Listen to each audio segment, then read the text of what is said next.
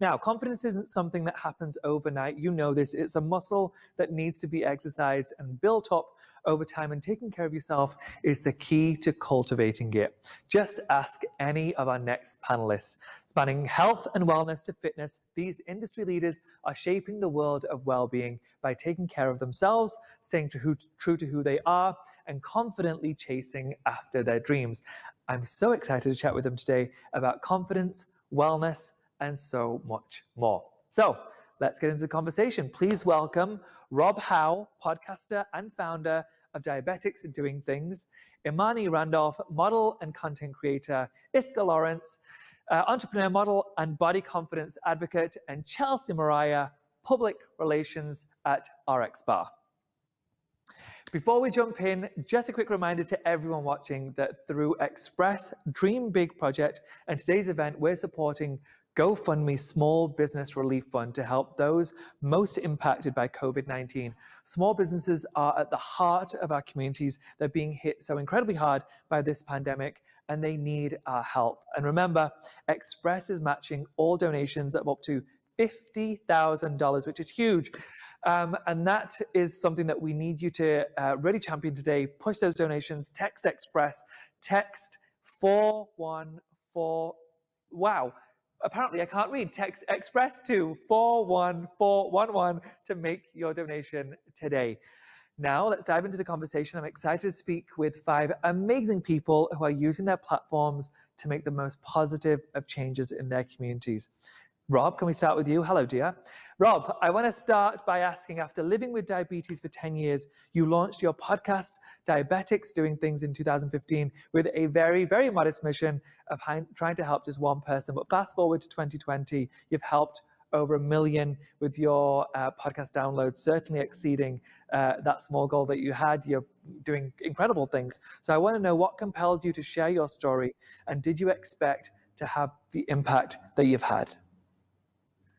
Well, Tan, as you mentioned, I lived with diabetes for 10 years before I was, really brave enough to share my story and really open myself up and share my entire story. And I didn't realize how much of myself I was closing off by not talking about my diabetes. I was diagnosed when I was 16 years old. So there's a lot of things going on when you're a 16-year-old guy anyway, and throw diabetes into that mix, and things can get pretty interesting. But I was fortunate that I was able to live my dreams, and I had a really excellent care team, and my family was super supportive. So I was able to go play college and professional basketball and really, chase after what I wanted. But there was something missing in my life, and my career was going well. And I was on this trip. And as a part of that trip in 2015, I had to stay in my hotel room because without a translator, I wasn't allowed, because of the trip insurance, to go out on my own. So I decided to use that time to think about what I wanted to do outside of my career. So I always remembered something that my dad told me when I was younger, that it always seemed like I was happiest when I was helping people. So I thought, okay, well, who can I help? And I was sitting in this big hotel lounge chair, and some people with diabetes wear insulin pumps. And I was wearing these gym shorts, and my pump just clattered out of my pocket and hit the floor. And I thought, well, that's got to be a sign, because I'm sitting there thinking maybe my story can help somebody, inspire someone who's living with diabetes. So I set out to become the person that I needed when I was 16, and I was looking for someone to be inspired by. And in terms of impact, like you said, I had a modest goal. And I think that was really important for me to focus on that goal and stay focused on that goal of helping one person, because I really believe in changing your metrics, especially as an entrepreneur, especially as somebody who's trying to make an impact, because you can look at somebody like you or somebody like the amazing women on this panel and say, I want millions of followers, I want millions of views or subscribers. But if we change our metrics and stay focused on the one person, you can create momentum there. And I'm so grateful to be able to have followed that. Some days that person is me. And I'm just happy to be able to represent people with diabetes here today. Great. I love that you wanted to offer a representation or a story that wasn't being shared up until this point. I love that you were able to offer visibility to people who desperately need it. My dad had diabetes. Almost everyone in my family has diabetes, and it's nice that you are being very open and forthright with your story. I'm sure that's incredibly helpful. So thank you so much, Rob, for sharing that story. Thank you. Imani, hello. You've cultivated a genuine community that rallies around your rejection of conventional beauty standards. After building up bylines as a writer at the Man Repeller, which I love so much, and No Man's Land, you pivoted your career to step in front of the camera as a major body positive model posing for major brands. And I want to know, why did you decide to pursue modeling, and what are you hoping to accomplish? Yeah, so I decided to pursue modeling when I realized that there could be a place for me in the industry.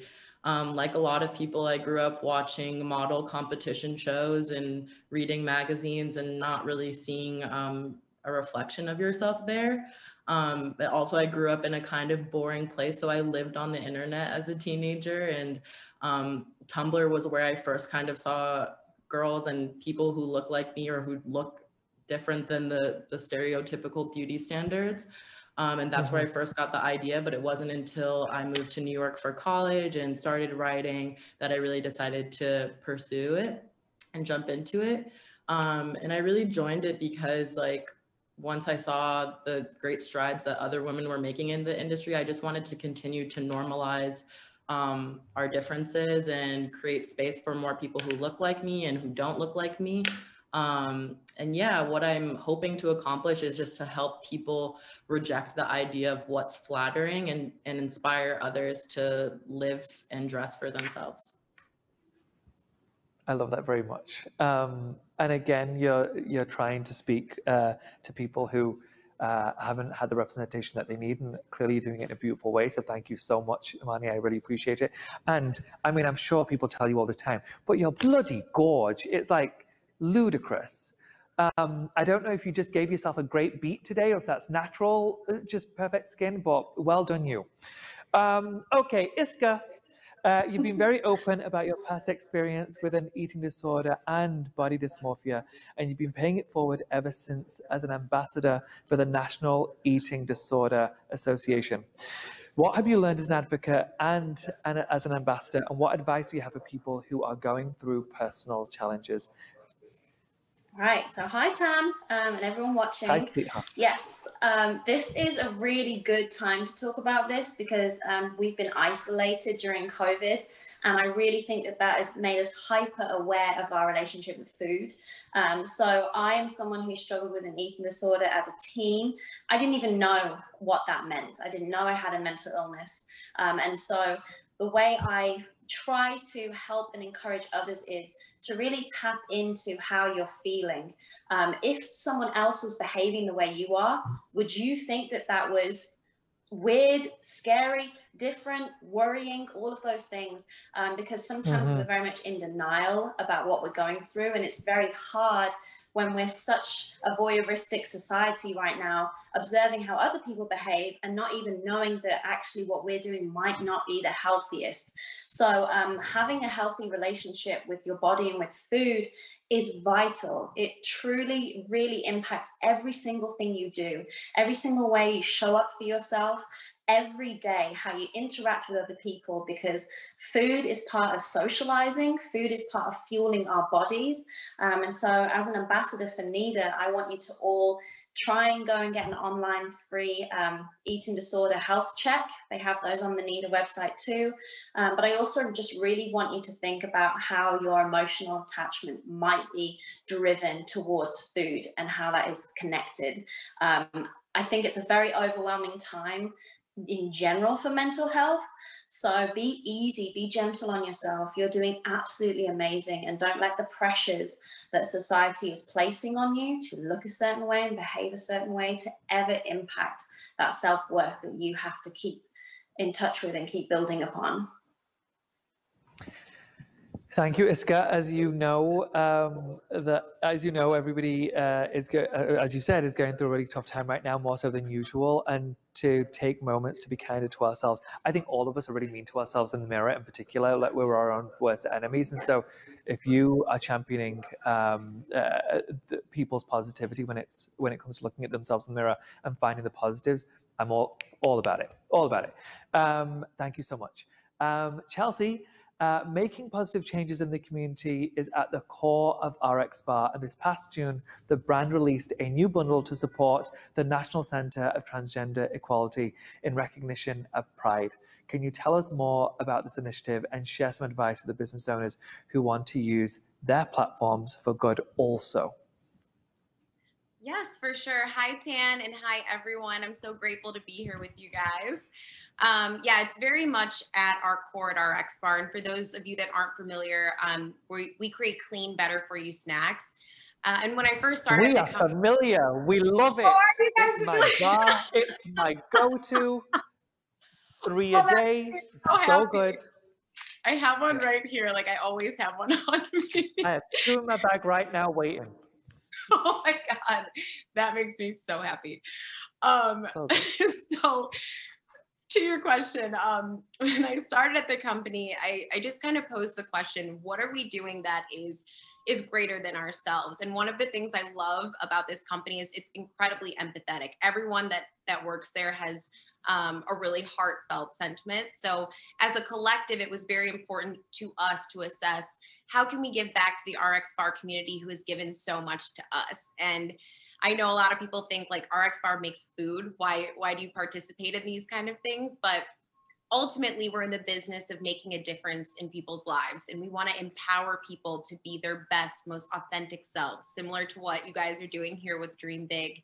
And we really just believe that everyone deserves that fundamental right. So we wanted to start being more intentional about making a positive footprint and supporting our incredibly diverse community. So to your question, we demonstrated solidarity with those seeking equality, with those advocating for positive change and a more inclusive society. So that is what led us to partner with the National Center of Transgender Equality for Transgender Day of Visibility. And we did create that bundle that had the trans flag. It was beautiful. And we've also partnered with GLAAD for LGBTQ plus to further their rights and equality. We've partnered with My Block, My Hood, My City for the Black Lives Matter movement to help move that forward in any way that we can. So we want to continue this social impact work based on need. Obviously, 2020 has been nuts and thrown us multiple loops, but we also want to align with employees' passions. And if you look on our social feeds or on our websites, you'll see that RxBar employees have been marching shoulder to shoulder in the community, donating bars to the peaceful demonstrations that have been happening, trying to donate funds to help up clean up businesses that were damaged in the riot. So we want to do what we can with what we have. So for business owners, or really anyone that's looking to use your platform for good or for social impact, I would first say that you have so much power within you when you simply use your voice, when you speak up and you speak out about what you believe in. And we may not be able to completely solve every single issue or support every single cause, but individually and as a collective, we can drive change. And so I would just say reflect on what is really important to you, what aligns with you, with your consumers, what aligns with your business purpose and your objectives. What are you passionate about? What are your challenges? What really resonates with you? And then seek out organizations that you can partner with that can help educate you on these issues and take your message even further. And I would say also make sure to engage your employees and your friends along the way, because I guarantee you they'll feel inspired and really proud to be a part of a culture that you've created around that. So great. Chelsea, thank you so much for that. Also, thank you so much for the work that you guys are doing to support the trans community and the LGBTQ community in general. Obviously, that's very important to me and my people. So thank you so much. We really appreciate it. Okay, now I want to talk about confidence and how you're inspiring others to be their best selves. It's something I'm also very passionate about in the jobs that I do. So let's start with you again, Rob. You've been very open about your personal health struggles, and this transparency has rallied an incredibly supportive community around you. What I want to know is, how did you summon the confidence to share your personal health journey with a group of virtual strangers? What advice do you have for people who want to speak openly about topics, but they don't have the courage to do so just yet? Well, Tana, I'm glad you asked me that, because I think you understand this better than many people do, that life is a confidence game. And it doesn't matter if you're an entrepreneur or an athlete or a person looking for a partner or a student. Confidence creates momentum, and that momentum can carry you places you never knew you could go. And when you're being vulnerable about something like that's so deeply personal, like life with a chronic illness, like diabetes, it takes confidence, and it's a risk, and it really seems scary at first. And I think for me, I just wanted to be honest and be vulnerable and say, maybe there's somebody out there who will relate to my story if I really talk about who I am and what I'm going through. And honestly, all the fears that I had up to that point that I was telling myself in my head before I did that were totally like thrown out the window, because the community was so responsive, so positive. And now, like, some of my best friends, multiple group texts and message threads, and people over the years are here in my life because of that. So I'd encourage everybody really to look at vulnerability as currency, because it's really an exchange. You're giving a part of yourself, and in return, people will give you parts of themselves as well. And it's really sharing. And I think a big thing that I really want to share with everybody is that your flaws and your struggles and the things about you that are sort of uncomfortable make you more worthy of love, not the opposite. And I think your differences make you unique in who you are. And I'm so glad that Iskra is here. Oh, I'm sorry, Tan, go ahead. Sorry, I was saying I agree. Preach, yeah. Well, yeah, I'm going to keep reaching. Let's go. Because Iskra was talking about eating disorders and the National Eating Disorders Association. There are eating disorders associated with diabetes, and one is called diabulimia. And a few years ago, I interviewed the founder of the diabulimia helpline, which I didn't know existed before I opened up and told my story. And I have done over 200 interviews now, and some of them are crazy and people doing amazing things, and some of them are people giving of themselves and really just everyday life stories. And this was one of those, of a person who had an idea to help people. And I didn't really think much of it after the fact. And then this was about 2.5 years ago. And then last fall, I was giving a talk much like this in Seattle. And in the Q&A, somebody raised their hand and said, "Hi, I work for the diabulimia helpline, and you interviewed our founder 2.5 years ago. And someone called and said that they heard about the diabulimia helpline from your podcast, and they were having suicidal thoughts. And we were able to connect them to get the help they needed when they needed it." And for me, it kind of stopped me in my tracks, because that interview was pretty normal. And I wouldn't have guessed that something like that would happen. But one thing I would encourage people who are working to come up with the confidence to share their story is, you never know whose story is going to connect with someone when they need it most. So why not your story? You never know what small detail about your life could make an entire incredible difference for somebody else. So that's kind of what gives me confidence.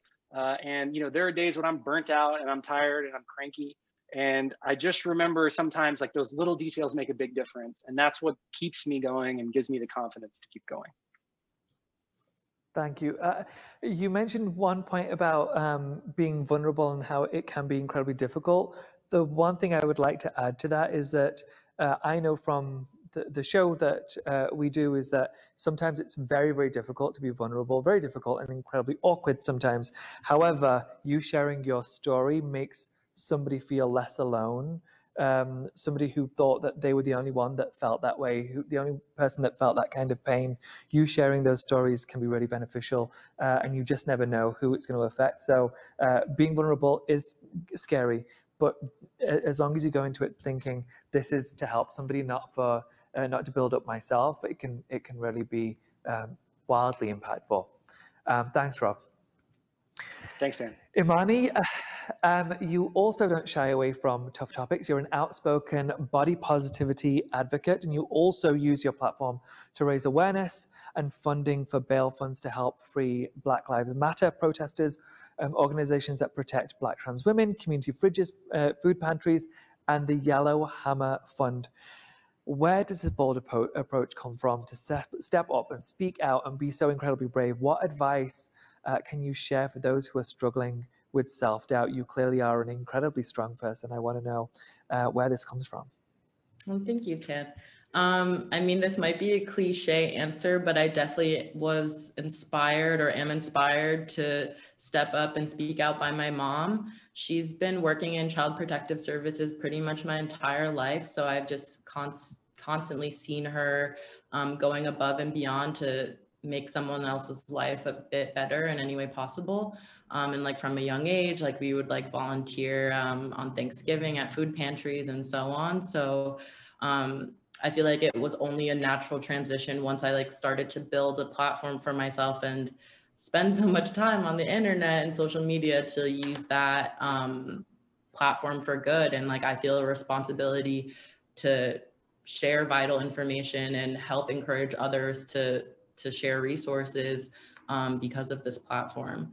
I guess the advice that I would have for anyone struggling or feeling self-doubt about using their voice and stepping up and sharing in that same way is to remember that we're, like Chelsea was talking about, individually or as a collective, like we can create change, and like remembering to hold ourselves accountable to make that change and not just allowing someone else to do the work. Putting that above any discomfort that you're feeling is really, really important, because I know it's really difficult for a lot of people who have families and friends who don't necessarily think the same way that they do, but it's worth remembering that if you are able to change one mind, the 5 that maybe you didn't, changing that one mind is worth it, is essentially what I'm saying. But yeah, so that's my advice. Good, thank you so much for that. And also, I think I'm in love with your mom. Like, how lovely that she taught you real right and made you go and help people in the community on holidays. That's a darn good mom. When I'm finally a parent, I might hit you up and ask your mom for some advice. Thank you very much. Iskra, hello. Like your fellow panelists, you also are very open with your community, and you often share intimate details about your personal life on social media, especially now that you're a new mom. You even shared your home birth story on YouTube. Okay, full disclosure, I haven't seen it, but I want to find out if you actually share your home birth, so you know I'm No, going to there's look no at that vagina later. in the video, don't worry. No, obviously not that.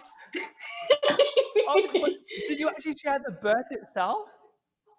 No, but well, I shared That's not a my bit of a question, I just want to know. snippet because Okay. I showed the environment and like my All right. partner and placenta, showed all of that because one thing that honestly is translated throughout my career, starting in the modeling industry at 13 and just feeling like there was this false fantasy of life, of womanhood, of beauty ideals.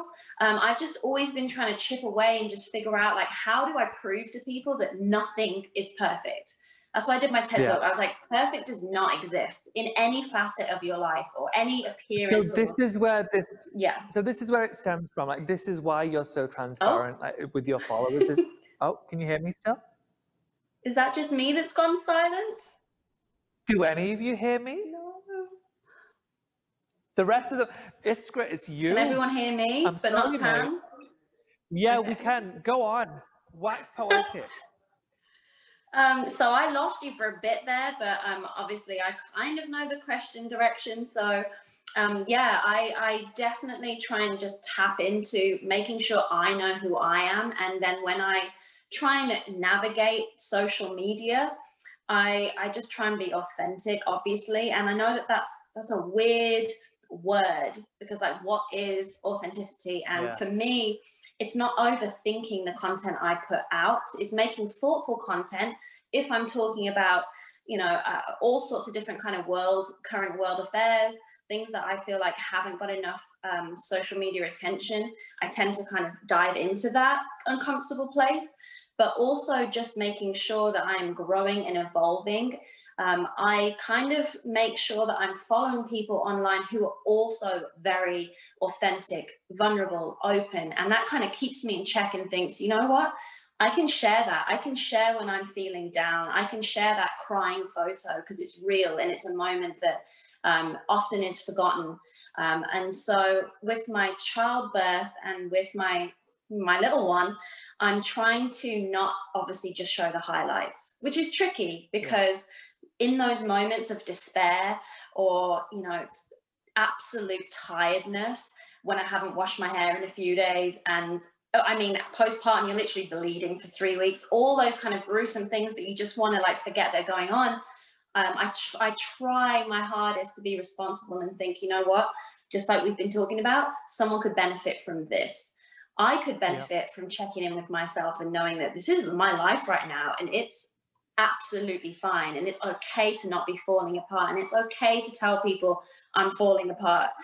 So really that's my level of just keep on challenging myself. That's why I got stripped down on a subway and did a speech at the last election because I was angry and I had to do something and create a moment. And don't hold yourself back. Your social media is your social media empire. You create it. You're the only editor of it. So go set your heart on fire. Thank you. I think I overshare on social too. I don't know the cutoff point. I still treat it like I've got my 200 followers that I did 2 years ago. And so this is helpful. People have to remind me regularly, usually my bosses at Netflix saying, don't share that, that's stupid. But I'm like, well, it's me. It's fine. So I like your school of thought a lot. Thank you so much for keeping it real. I appreciate it. Chelsea, as someone who works behind the scenes at a brand that champions transparency, you bring a very interesting, unique perspective to this conversation. Because way back in 2015, RX Bar made the bold choice to print all the ingredients for each bar right on the label, which was at the time unheard of. And actually, that's the thing that got me.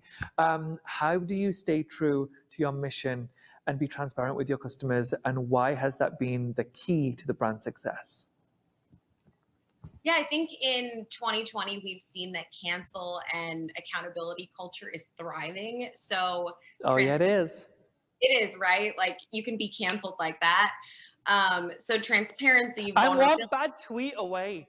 I'm one dodgy picture. I'm telling you, it's coming. Yeah, sorry, go on. Take a pause before you hit that. Oh, no, I can't. I know. Hard out here. But yeah, it's come to the forefront in 2020. So like humility and transparency is just at the forefront. So companies are being exposed for quality or sourcing or discrimination, any potential wrongdoing really. And I think it's because consumers are demanding more and they're demanding better. People want to see behind the curtain now. And we want to have reassurance that the companies we're spending our hard-earned money at are places operating with integrity. So what do they stand for? What do the people profiting off of them stand for? And fortunately, our RX Bar founders established this culture where transparency and humility was very much in our DNA early on. If you meet our founders, they're very straightforward, direct. What you see is what you get. And I think they wanted our food to be the same. And so in turn, they put those core ingredients on the front, there's 4 of them on the front of the pack. And they also put no BS, which hopefully you noticed that ingredient too. But we just wanted to communicate that that is that important to us. There's no gimmicks. We have nothing to hide.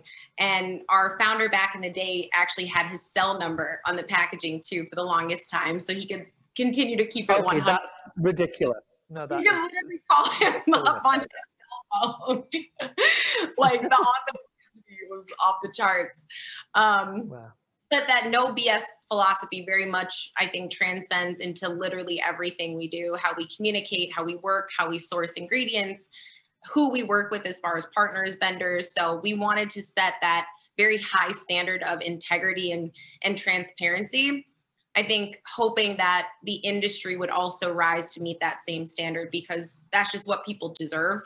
And frankly, I think we wanted to be able to sleep peacefully at night, knowing that, you know, we're not cutting corners and we're not compromising on our values. So good. Thank you so much for that. Thanks.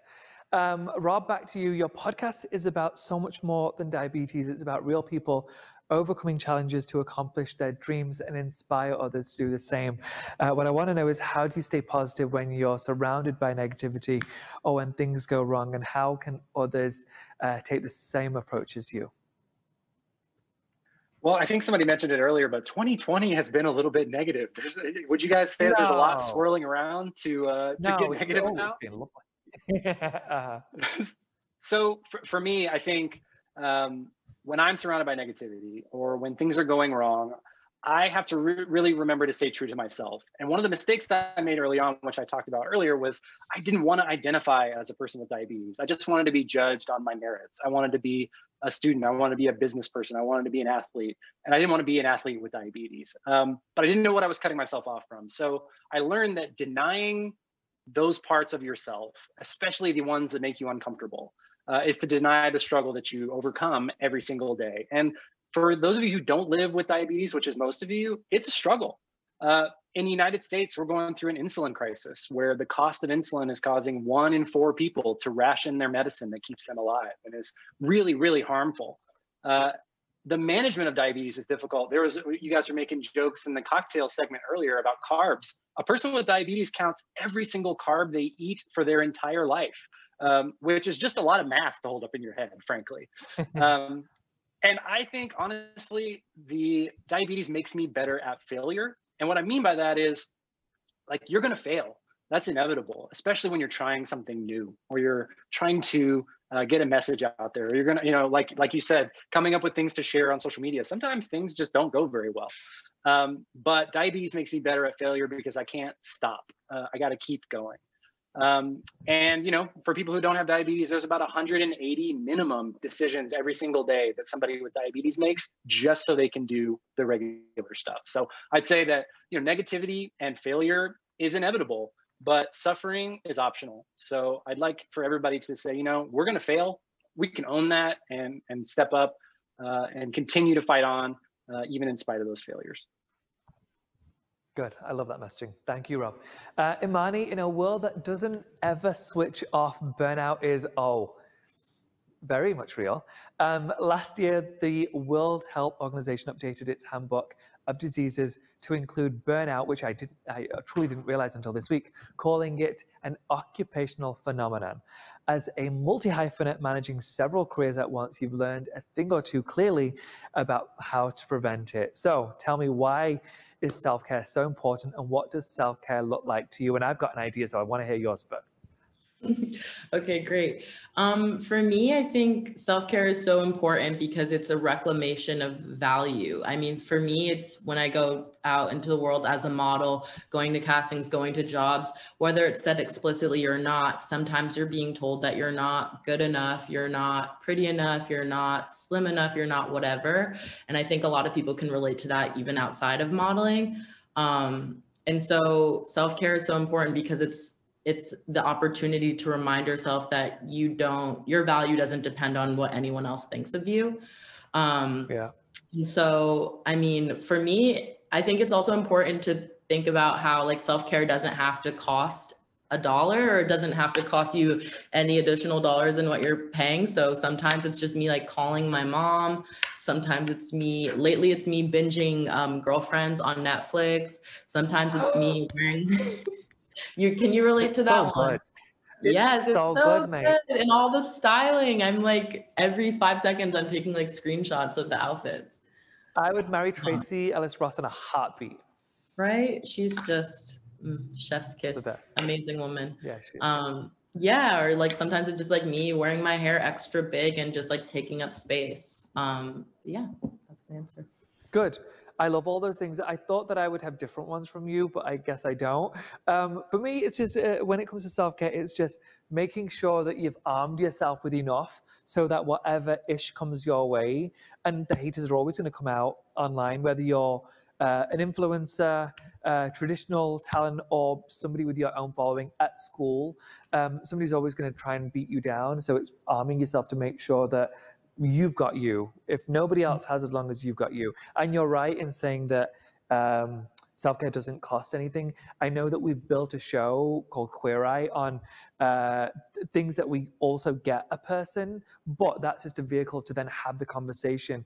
It just makes it a lot easier when I've got somebody in their underwear and I'm about to put clothes on them to say, okay, now let's talk about the real stuff. It's kind of just a focus on this, focus on this, focus on this moment, so we can talk about the real.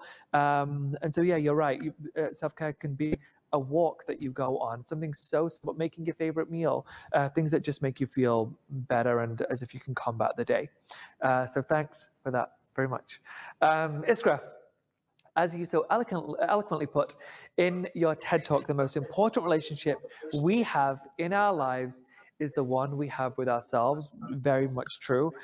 How has cultivating a compassionate relationship with yourself helped you combat your insecurities and reach your full potential? And how are you inspiring others to do the same? It's a long question for you. It's quite a long question and we haven't got much time, so I'll try and condense. Okay. Yes. So as I explained earlier, having an eating disorder and body dysmorphia, that image of beauty that I thought I had to attain, it took up so much space in my life. It took up far too much of my years as a teenager, never feeling enough, weighing myself, measuring every part of my body, honestly. And I felt trapped by that standard, that beauty ideal that had been set forth. So I'm a very competitive person and a Virgo, which kind of fed into that kind of mentality. But I had to figure out how I could switch it to, instead of changing myself, because I was told by the fashion industry that I was too big to be a straight size model, but I was also too small to be a plus size model. And this is a long time ago now. This is 17 years ago. And so I had to try and figure out, instead of changing myself to fit their mold, how do I change the industry?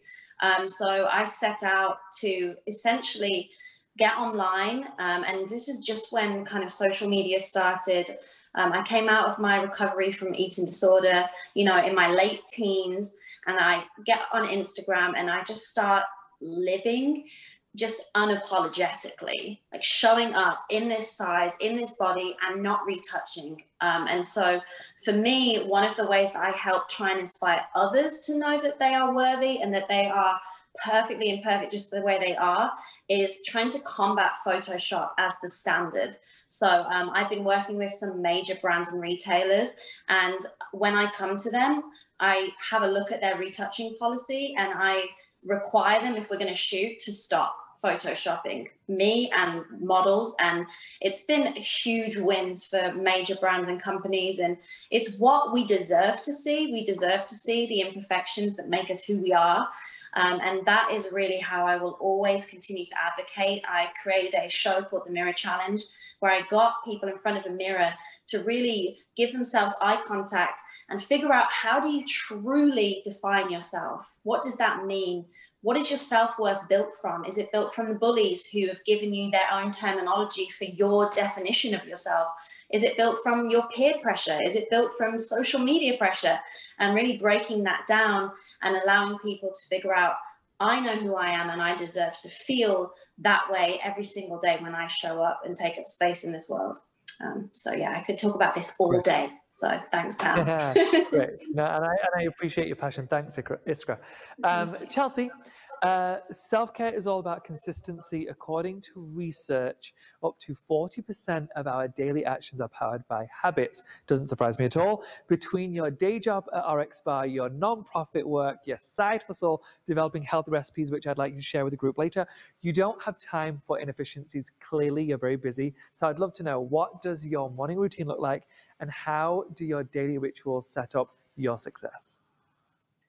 For sure. And I'm very passionate about rituals too. So I could go forever. I'm going to try to be respectful of time, but I think that this really builds on what everybody has been saying. And, we are humans, we are imperfect, which is what makes us amazing and unique. And it's also what makes us prone to traumas. So things from our childhood, relationships, rejection, loss. And Tan, what you were saying earlier, I think rituals is what helps heal the past and also helps us to be better prepared and empowered to take on whatever comes at us in the future. And especially in 2020, because I mean, you look at the news for 5 minutes and I'm like sideways. So like, what rituals can help me stay emotionally, mentally, physically, and spiritually balanced? And I shared this with Express in my Dream Big campaign, but I left my job and was unemployed for 3 months, which was tough. And I was experiencing a serious existential crisis. What was my purpose? Where did I fit in this world? When was rent going to run out? At one point, I remember I had $17 in my account. And I think that adversity, that grit, those transition periods and that trauma is where growth really happens, because in some capacity, what no longer is serving you is being moved away. So in that 3 months of the interviews and applications and just not feeling like I was finding the right thing that aligned with my purpose, what really delivered me through it was very much my rituals and being very consistent about it, because it allowed my spirit and my energy to be unwavering. And there were 4 big parts to my ritual at that time, and I still do some of them. I think rituals are forever changing. But the first one was gratitude and sending love and thanks. I think what you send out, you attract 10 times over. So like first thing in the morning, what are 3 things that you're thankful for? And at that time, even if it was my $17 in my account, I was going to be thankful for every penny. And you can practice that gratitude anytime, no matter where you're at. And then second was journaling. And I think that really brought clarity to my life, because I would admit things on paper that I would not admit to myself consciously.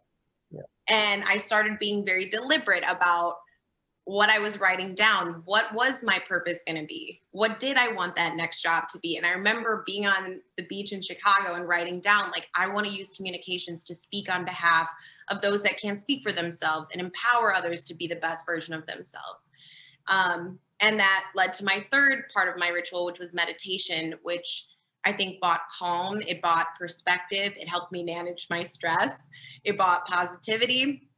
And I would just go to YouTube or Spotify and watch these guided meditations. And it allowed me to switch off from the world and like turn off electronics and be quiet enough to hear my own voice and hear my intuition.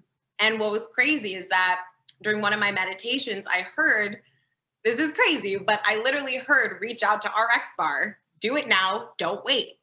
And I was at a coffee shop. I reached out to RX bar. I like shot that Hail Mary. And the next day I had an interview. And by the end of the week, I literally had my dream job.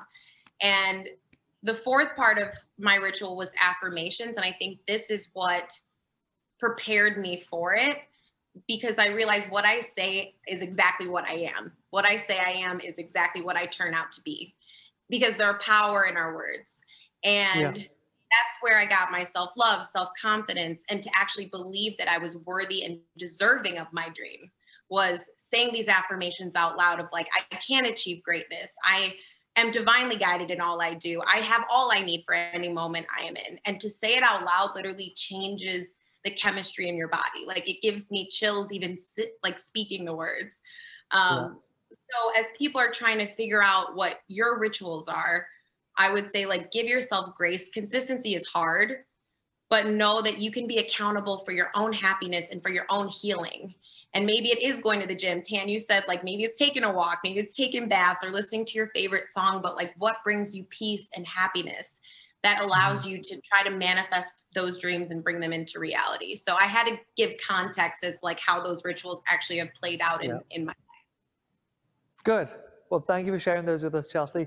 And thank you all for joining us this evening. I really appreciate it. You guys have been so inspiring. And I love that you've really touched on the importance of self-care. So thank you so much. Enjoy the rest of your evening. Stay safe. You guys on the panel, thank you.